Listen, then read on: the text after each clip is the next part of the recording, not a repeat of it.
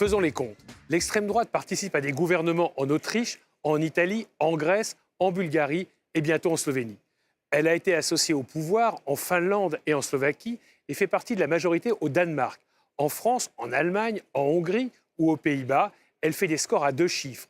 La droite radicale nationaliste et les populistes, que je préfère appeler démagogues, sont au pouvoir en Belgique, en Italie, en Pologne, en Hongrie, en Tchéquie.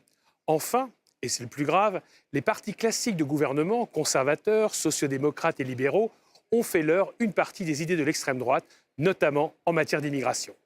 En Grande-Bretagne, la droite nationaliste et radicale a gagné le référendum sur le Brexit sur des thèmes clairement xénophobes, obligeant l'ensemble des partis de gouvernement à s'aligner. Bref, rares sont les pays immunisés contre ce qui ressemble à une vague sans précédent depuis la chute des régimes fascistes en Europe en 1945.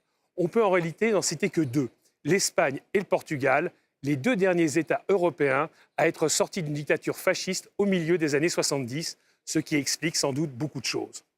Il ne faut pas croire que cette poussée des démagogues qui proclament leur haine du système ne concerne que l'Union. En Norvège, en Suisse, en Turquie, aux Philippines ou encore et surtout aux États-Unis, on assiste au même phénomène. La démocratie semble être passée de mode, l'heure des démocraties illibérales a sonné. Même si tous les pays européens n'ont pas basculé dans l'autoritarisme et dans la xénophobie, il ne faut pas se faire d'illusions. Tout le monde est concerné, ne serait-ce que parce que l'avènement des démocraties illibérales et le nationalisme qu'elles véhiculent menacent l'idée européenne elle-même. Le passé est de retour et nous marchons à la catastrophe comme des somnambules.